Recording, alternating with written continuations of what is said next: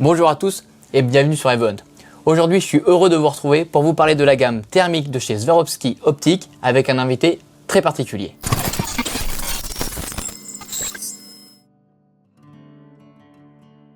Comme vous pouvez le voir, je ne suis pas tout seul. Aujourd'hui, je suis accompagné de Étienne, qui est un attaché commercial de chez Swarovski Optique. Et je vais vous le laisser un peu se présenter. Et Étienne peut tout nous parler aussi un peu des produits Swarovski. Des produits thermiques. Produits thermiques, effectivement. Donc bonjour déjà. Effectivement, je suis Étienne Hurter, commercial pour Swarovski Optique France. Donc je m'occupe de la distribution des produits Swarovski Optique auprès des professionnels revendeurs. D'accord. Et donc à l'occasion, quand je suis invité, effectivement, faire une petite présentation pour essayer d'expliquer au mieux nos produits.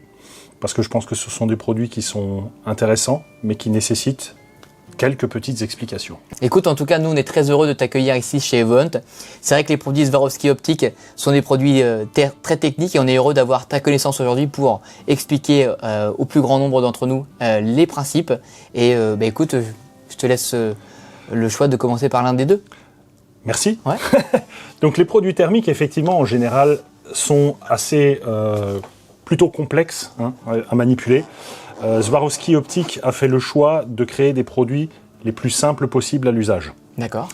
Au jour d'aujourd'hui, nous avons deux produits dans la gamme. Le TM35+, qui est celui-ci donc. D'accord. Qui est un produit très simple à utiliser, qui n'a pas besoin d'une foule de réglages. Le principal, c'est le réglage de tir en général. D'accord. Là, il n'y a pas de réglage de tir. Okay. C'est-à-dire l'instrument va venir se placer en clip-on sur la lunette. D'accord. Et on est bon. C'est-à-dire si la lunette a été préalablement évidemment bien réglée, bien zérotée, c'est mieux. On est bon à tous les coups. Ok, donc ça c'est quand même l'un des gros points forts. C'est vraiment du plug and play. On le met au bout et on est capable d'avoir quelque chose qui est efficace tout de suite. Exactement ça. Ok, gros point fort. Gros point fort. Deuxième point fort, très peu de boutons. 4 boutons. Marche arrêt, plus moins et mode. D'accord. Mode, c'est pour passer du mode observation au mode clip-on. D'accord. En mode observation, il y a un zoom. C'est-à-dire l'image est un petit peu grossie pour qu'à l'œil ce soit agréable et confortable à manipuler. En mode clip-on, par contre, le but, c'est de ne pas avoir de zoom dans l'instrument, parce qu'en général, sur des thermiques, le seul moyen d'avoir un zoom, c'est un zoom numérique. Exactement. Donc, on grossit des pixels, mais c'est pas mieux. Et on perd en qualité d'image. Et potentiellement, on peut perdre en qualité d'image. Là, le but, c'est de ne pas grossir cette image de cette manière-là, mais d'utiliser à ce moment-là le zoom de la lunette, évidemment, qui lui permet de grossir. Et en général, en plus, si on a une lunette Swarovski, le zoom est super performant, donc ça doit bien rendre. Ça doit bien. Donc si je comprends bien, cet appareil thermique, il est aussi utilisé en clip-on, mais en monoculaire thermique. On peut vraiment faire du 2 en 1. C'est exactement ça. Okay. C'est un monoculaire thermique au départ, qui peut se monter en clip-on sur une lunette. D'accord, super. Ok.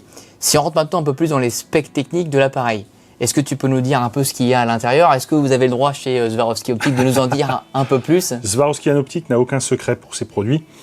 C'est un capteur 640 pixels en largeur. L'objectif, c'est une focale 35 mm. Donc on est sur un produit relativement courant en général sur les monoculaires clip-on thermiques. C'est un mariage cohérent entre la focale, la taille du capteur et ce qu'on appelle vulgairement le pitch, c'est-à-dire la taille des pixels. D'accord. En produit thermique, comme en photo d'ailleurs, on a un petit peu le même souci toujours, c'est de trouver un choix qui soit cohérent, qui tienne la route par rapport à ce qu'on veut en faire. Avoir des pixels plus gros ou plus petits, c'est facile, on sait le faire. Mais pourquoi on choisirait un pixel plus gros ou un pixel plus petit? Un pixel plus gros a un avantage certain, c'est que, étant plus gros, il peut capter plus de lumière sur un temps donné. On est d'accord. Donc, un pixel plus gros sur un capteur de taille conséquente va permettre d'avoir des images plus lumineuses. Par contre, on va avoir une résolution qui va être plus désagréable. Okay. Des pixels plus petits sur un capteur de même taille va donner une résolution incroyable. Par contre, comme le pixel est plus petit, il va capter moins de lumière sur un temps donné, puisque c'est toujours une notion de temps donné finalement. À partir de ce moment-là, on se retrouve avec une image super résolue, mais pas lumineuse. Donc, c'est justement de trouver cet équilibre entre les deux, en ayant un objectif de focale cohérente aussi, parce que si on prend un gros objectif, on se retrouve avec un instrument très lourd, très complexe à manipuler. Là, on a fait le choix du 35 mm parce que c'est un choix qui est courant, qui est bien éprouvé maintenant, qui a une fiabilité technique et une facilité d'utilisation. Voilà, c'est pour ça qu'on a pris donc 12 microns pour la taille du pixel, 35 mm pour la focale, 640 de large pour le capteur. Voilà, c'est tout à fait cohérent. Ouais, c'est vrai que si on compare par rapport à d'autres produits qu'on va retrouver sur le marché, moi je suis chasseur qui veut toucher un peu à tout. C'est vrai que ce produit-là, il peut convenir aussi bien à ceux qui vont faire de l'approche que de l'observation à l'affût le matin très tôt ou le soir très tard, ou aussi bien de la hutte. L'avantage d'avoir une lentille de 35, c'est qu'on va avoir quelque chose ni trop peu zoomé, et donc pas avoir une obligation de balayer pour venir couvrir une zone, mais du coup là on va répondre à un maximum de besoins. Ça c'est vraiment aussi pour moi un des gros points forts. On voit souvent dans les thermiques soit de la lentille de 25 que de la lentille de 50. Effectivement, moi je pense aussi comme toi que la lentille de 35 c'est le bon compromis. C'est un compromis, tout à fait. Ok. On a parlé aussi pixel pitch, capteur thermique, lentille. Au niveau de l'autonomie, comment ça se passe? Est-ce qu'on a des batteries rechargeables? C'est des piles? C'est de l'interne? Est-ce que tu peux nous en dire aussi un peu plus? Swarovski a fait le choix, toujours dans un but de cohérence produit, d'avoir une batterie interchangeable. D'accord. Donc c'est une batterie qui se monte et qui se démonte facilement, qui dispose d'une fixation hermétique, étanche. La batterie a une durée de vie sur le TM35+, d'environ 6h30, à température ambiante normale. On l'a testé dans des conditions extrêmement froides, extrêmement chaudes. Évidemment, comme toute batterie, quand on est dans des conditions thermiques extrêmes, on va perdre un peu en autonomie. Ok. Voilà. Les 6h30, honnêtement, sur les tests que moi j'ai pu faire sur le terrain et les échos que j'ai de nos utilisateurs, c'est tout à fait cohérent. C'est ce qu'on retrouve. C'est pas une valeur gonflée artificiellement pour la doc technique. Ok, ça c'est un gros point fort aussi. Voilà. Ceci dit, si quelqu'un veut vraiment avoir une autonomie beaucoup plus conséquente, on peut acheter une deuxième batterie. Dans la poche. Avoir 2 batteries chargées sur soi. Quand la première est vide, on passe à la deuxième. Ok. Ça se fait, tu vois, en un coup de doigt. Un coup de doigt, une seconde, et on peut changer d'autonomie. Ok. Tout à fait. Vous avez aussi un port déporté, un port type C peut-être sur l'appareil? Absolument pas. Absolument pas. Absolument pas. Là, la volonté a vraiment été de faire un produit qui soit simple à utiliser. Donc, pas de complexité de connexion, de menu de réglage, de choses où on pourrait se perdre. La grosse difficulté quand on fait de l'observation la nuit ou de la chasse la nuit, c'est qu'on a déjà suffisamment de choses à gérer dans notre esprit. On est d'accord. Et si l'instrument rajoute une couche, on peut vite être un petit peu perdu, avoir un moment de doute, ah mince, attends, je suis dans quel menu, comment je reviens dans le truc. Bon, ça c'est énervant. Enfin, moi en tout cas, je le sais. C'est un truc qui me rend complètement fou si je dois commencer à réfléchir à 15 000 choses à la fois. Donc voilà, le but là, ça a été vraiment de réfléchir simplicité. Ok, donc en fait, on retrouve vraiment la qualité Swarovski optique, un appareil très simple mais qui répond à un besoin très précis avec une qualité qui est au rendez-vous. Exactement. Niveau de la composition, on est quoi sur un corps qui est aussi en magnésium, j'imagine? Corps en aluminium magnésium, tout à fait, ouais, oui. Donc résistant, léger. Alors ça aussi, c'était une volonté de Swarovski de faire un produit qui reste très léger. Okay. Là, on est environ à 500 grammes. 500 grammes, ok. C'est particulièrement léger.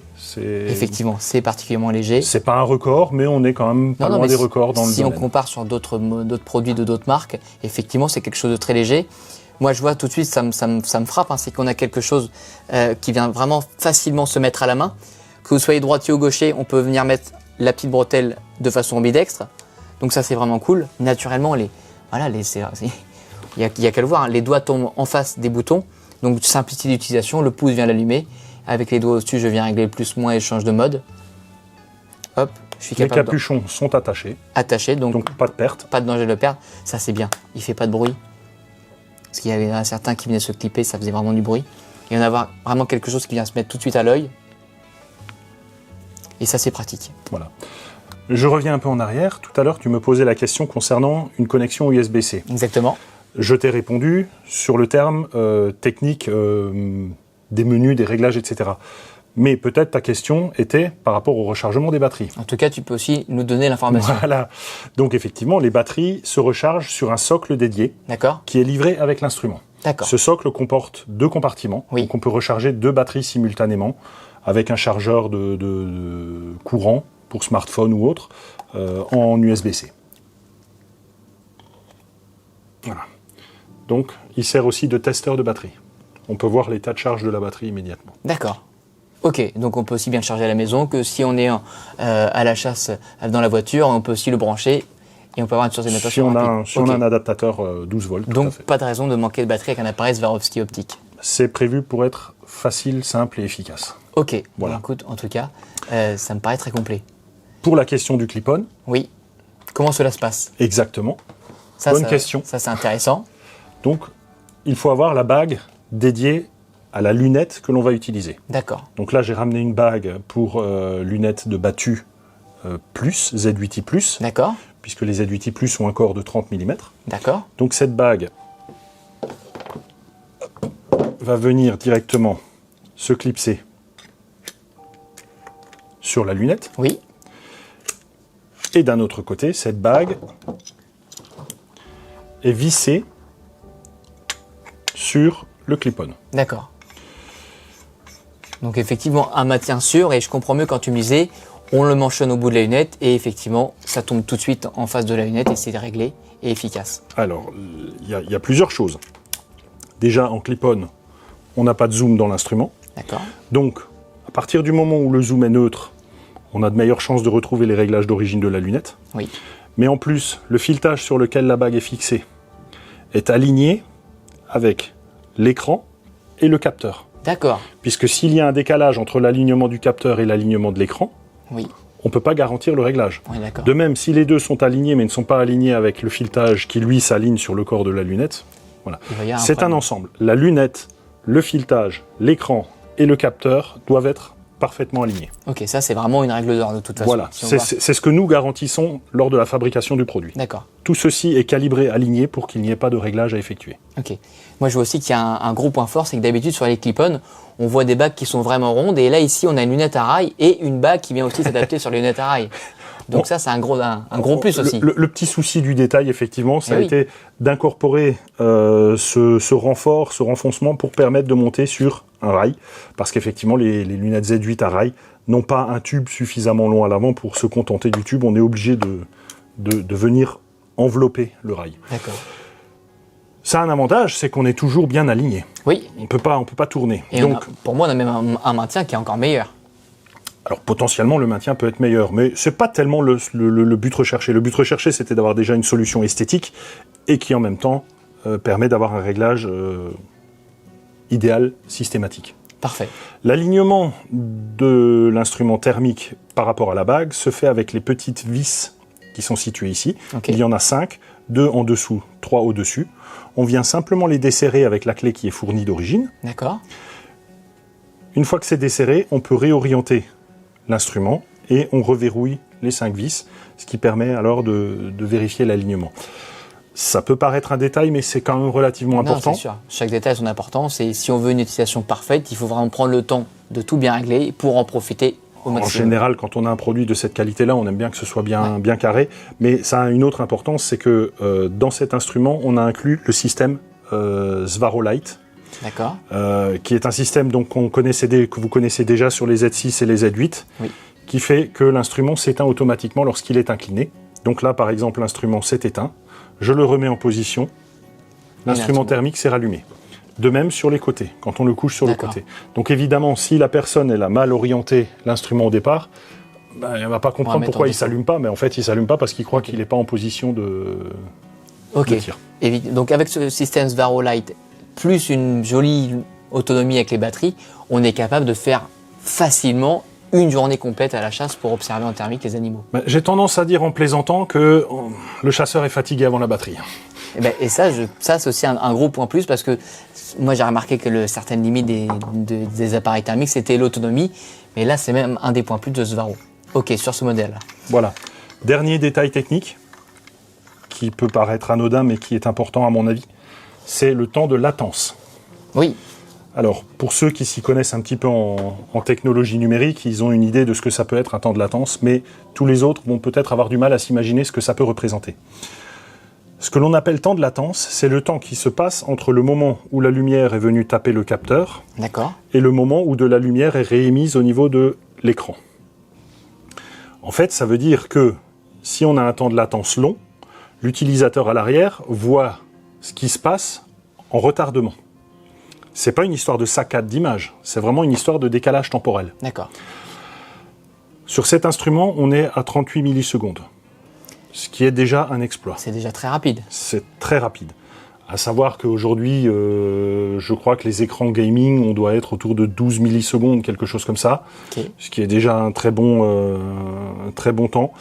Là, on est à 38 millisecondes parce qu'effectivement, il faut le temps que le capteur puisse générer l'image, le temps que le système électronique puisse la traiter, parce que ce que l'on ne sait pas, c'est qu'une image thermique fournie par un capteur, c'est une image qui, brute, est totalement inutilisable. Il faut vraiment un traitement électronique derrière pour pouvoir l'utiliser et la transformer en quelque chose de visuellement parlant.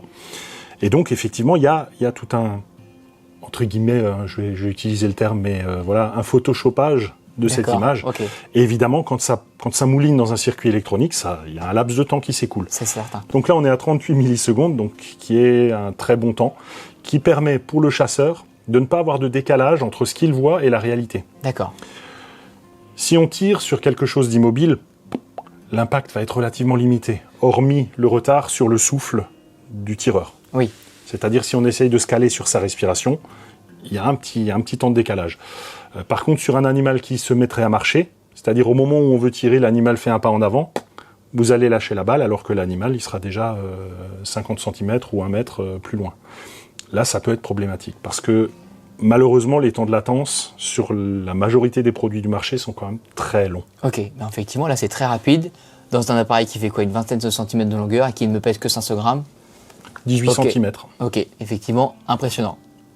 Ok. Voilà. Je vois aussi qu'on a une deuxième boîte devant nous. Et quel est ce produit par rapport au premier que tu nous as présenté? Moi, je suis un peu curieux. J'adore les produits Swarovski optiques. Je ne l'ai pas ramené pour rien quand même. Explique-nous. Donc ça, c'est le TX Encounter. C'est le deuxième produit. Alors, je vais le déboîter. D'accord. Donc le TX Encounter, qui est en fait notre deuxième produit thermique. Le TM35+, que je viens de te présenter, est le produit simple. Pas de réglage, pas de manipulation complexe, etc. D'accord, ok. Le TX Encounter, c'est plus un produit de puriste, on va dire, qui veut avoir un produit qui peut tout faire. Donc là, on va avoir de la connexion smartphone pour pouvoir transmettre les images sur un smartphone. Oui. Voilà. Donc pour les technophiles, c'est un peu plus intéressant. On va avoir donc de la photo, de la vidéo. Et l'instrument permet de faire des mises au point que l'on ne fera pas sur le TM35+, qui lui n'a pas besoin de réglage de mise au point. D'accord. Alors le TM35+, effectivement, va se limiter à 20-25 mètres au plus proche. Là, sur le TX Encounter, on va pouvoir faire des mises au point jusqu'à 8-9 mètres. Ok, c'est pas anodin. C'est pas anodin. Ceci dit, l'intérêt de la chose reste difficile à justifier quand même, parce que c'est vrai que la nuit, observer un animal à 8 ou 9 mètres... Bon, pas forcément énormément d'intérêt, mais pourquoi pas. Bon, pourquoi pas, effectivement. Qui peut le plus, peut le moins. Exactement. Réglage de mise au point, donc je l'ai dit, photo, vidéo, voilà. Deux petits inconvénients sur cet instrument par rapport au TM35+. Parce que là, j'ai parlé des avantages, mais il y a aussi quelques petits inconvénients qui viennent de fait. D'accord. On est obligé de mettre des compromis. Mais ce qu'on aime bien aussi sur Evon, c'est de voir les points forts d'un produit, mais c'est aussi important d'en connaître les limites. Exactement, c'est ce qui est important. Donc sur cet instrument, la première limite, c'est que on va avoir une consommation d'énergie plus importante. Parce qu'effectivement, maintenir une connexion Wi-Fi ou Bluetooth, d'avoir un système qui fait de l'enregistrement photo-vidéo, consomme nécessairement de l'énergie. Donc, étant donné qu'on utilise exactement les mêmes batteries pour tous nos instruments, ça c'est bien. Cette batterie va avoir une autonomie un peu plus faible. Là, on va avoir une autonomie d'environ 3 heures. D'accord. Autonomie réelle, pas idéalisée, etc. Ceci dit, d'origine, l'instrument est livré avec une deuxième batterie. D'accord. Donc... Parce qu'on est conscient de cette limite et on ne veut pas que nos clients soient handicapés par cette limite. Ok, donc deux fois plus. Deux batteries d'office. Et donc toujours aussi la technologie où quand l'appareil est penché ou mis à la verticale, on a un mode veille qui se lance pour gagner en autonomie. Tout à fait. Le système Swarolite toujours. Un gros avantage par contre, en contrepartie de cet inconvénient, c'est-à-dire que lors de la conception du produit, on savait qu'il allait consommer un peu plus d'énergie, d'électricité. On a travaillé sur le fait de gagner encore plus au niveau du temps de latence. Donc j'expliquais tout à l'heure que le TM35 Plus avait 38 millisecondes. Qui était déjà très rapide, je trouve. Déjà très rapide. Là, on passe à 13. D'accord, donc on faisait la comparaison avec les écrans d'ordinateur gaming. On est sur quasiment la même chose, sauf qu'un écran est beaucoup plus épais. Et là, on est toujours sur quelque chose de très compact. Oui. Alors, un écran n'a pas de traitement d'image à effectuer. Là, il y a un traitement d'image qui est effectué, puisqu'entre le capteur thermique et l'écran, il y a un traitement qui est effectué. Alors, 13 millisecondes, ça veut dire qu'on n'a quasiment pas la perception de cette latence. On ne la ressentira pas. Alors que 38 millisecondes, on peut un petit peu la ressentir. Si on prend l'exemple de quelqu'un qui va tirer un animal, on peut avoir avec le premier appareil l'obligation de prendre peut-être un peu devant, si l'animal va être en mouvement, parce que du coup, avec cette latence, on risque d'avoir... Non. Même pas ? Non. 38 millisecondes, il vaut mieux ne pas essayer de le compenser. C'est trop peu et trop complexe à estimer. Sur 13 millisecondes, de toute façon, la question ne se pose même pas. On est d'accord. Ceci dit, effectivement, la question est pertinente pour un autre produit qui aurait une latence plus grande. Mais c'est toujours pareil. Essayez de deviner ce qui va se passer, je ne sais pas moi, un tiers de seconde, puisqu'en général, sur les instruments thermiques courants, on est environ sur 300 millisecondes. 250-300 millisecondes, ça veut dire un tiers de seconde. Essayez de deviner ce qui va se passer dans un tiers de seconde, c'est une discipline oui, et puis ça serait complexe, prendre des risques. Si tu me passes l'expression, casse-gueule. On est d'accord, ça, on est bien d'accord. Ce qui concerne aussi de l'intérieur, au niveau capteur, on est quoi sur quelque chose de similaire avec les mêmes composants ? Exactement. Alors, c'est pas les mêmes composants, ce sont d'autres composants, mais on est sur les mêmes spécificités techniques. D'accord. C'est-à-dire, on a toujours un capteur de 640 pixels de large. On est toujours sur un objectif de 35 mm de focale. Ça n'a pas changé. L'instrument a le même encombrement à peu de choses près. Quand on compare les deux, c'est vraiment très très proche. Il y a 1 cm de plus pour le TX Encounter, mais c'est parce qu'il fallait loger plus de choses, entre autres le système de mise au point, qui nécessite un petit décalage mécanique. Donc la deuxième limite, que je n'ai pas encore listée pour ce produit, c'est la nécessité de faire une vérification du tir. Parce qu'on a un système de mise au point qui inclut donc un décalage mécanique de l'ensemble, qui peut induire un petit différentiel. Et l'instrument étant quand même un petit peu plus compliqué, on n'a pas pu garantir au même niveau que le TM35+, l'absence de nécessité de réglage. Donc là, on va avoir un menu via le smartphone qui permet de faire un correctif de tir. Sur le TM35+, aucun réglage n'est possible par contre. D'accord. Là, c'est garanti par nous. Ok.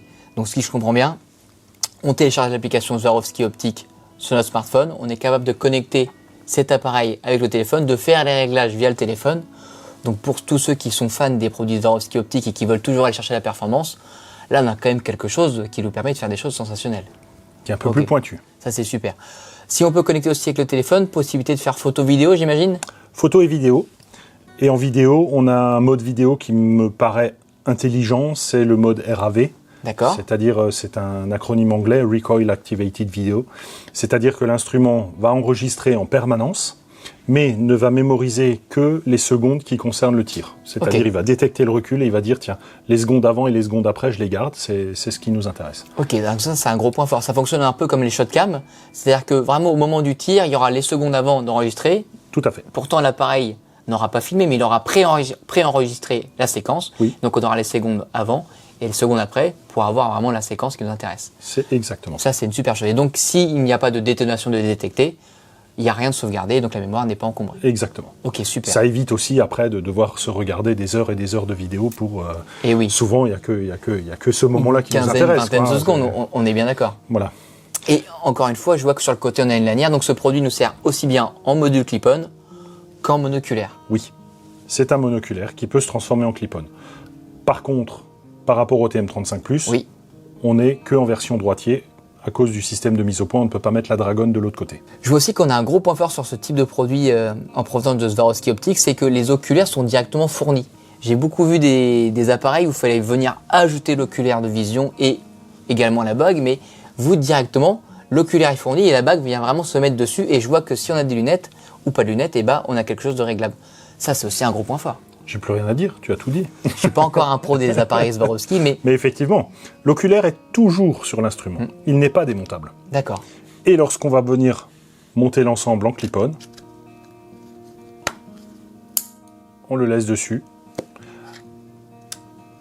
Il est toujours là.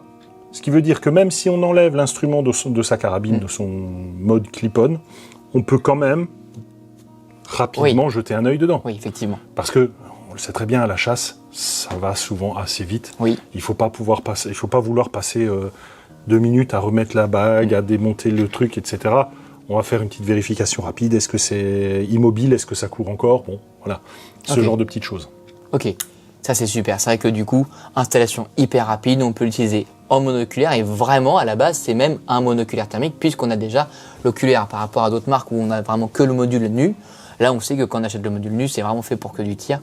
Là on a aussi quelque chose pour se faire plaisir avec les yeux si on souhaite faire de l'observation, de l'affût ou de la chasse à l'approche. Mais la bague est une option. Et la bague est une option, d'accord. En ce qui concerne les bagues, peux-tu nous expliquer un peu le système chez Swarovski Optique? C'est quoi? C'est en fonction du modèle de lunettes? C'est des tailles? C'est uniquement en fonction du modèle de lunettes. C'est-à-dire, en général, la bague est définie par le diamètre objectif de l'instrument. D'accord. Donc, par exemple, si on a une lunette qui serait une 1.7-10-42 ou une 1.7-13-3-42, ce serait la bague TMA 42. Si c'est une 2.16-50, ce serait une bague TMA 50. Donc, le plus simple, c'est juste d'identifier sur sa lunette de quel diamètre optique il s'agit. Et c'est la bague qui correspond à ce diamètre. D'accord, mais ça, il y a plusieurs modèles, mais ça, c'est pour le moment le plus simple que j'ai vu. Voilà. Donc les produits sont aussi compatibles avec les optiques Swarovski, mais on peut aussi, j'imagine, venir mettre une lunette d'une autre marque avec un appareil Swarovski. C'est tout à fait possible.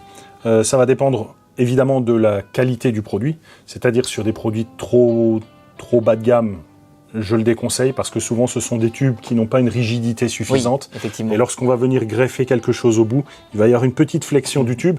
C'est de l'ordre de quelques microns, hein. C'est infime. Mais ça suffit. Par contre, ça décale complètement le tir et ça ne fonctionne pas. Donc il faut quand même des lunettes d'un certain niveau de qualité. Pour trouver la bague qui correspond, effectivement, il vaut mieux contacter le spécialiste pour demander. Le meilleur moyen, c'est de mesurer au pied à coulisse le diamètre extérieur du tube au niveau de l'objectif. Et à ce moment-là, tu nous contactes et on te dira quel est le modèle le plus adapté. Ok, d'accord. Donc c'est vraiment possible de le mettre. Voilà, si vous n'avez pas forcément une lunette Swarovski, on peut quand même se faire plaisir avec un module Swarovski et avoir quelque chose de top au bout de la lunette. Voilà. Ok. Selon toi, si tu devais un peu nous lister les 2-3 points forts de chaque produit, qu'est-ce que ce serait? Alors, c'est très simple. Aucun réglage, simplicité d'utilisation. D'accord. Photo vidéo, mise au point. Ça, c'est parfait. Donc, temps de latence, de l'ordre du record absolu. Ultra à ce jour-là, j'ai pas d'équivalent. Temps de latence qui est déjà extrêmement bon par rapport à ce qu'on trouve sur le marché. Voilà. Donc, typiquement, celui-là, pour la personne qui est fan des produits Swarovski, qui veut se faire plaisir avec de l'observation quotidienne, j'imagine que pour une utilisation à la hutte, ça se fait aussi très bien.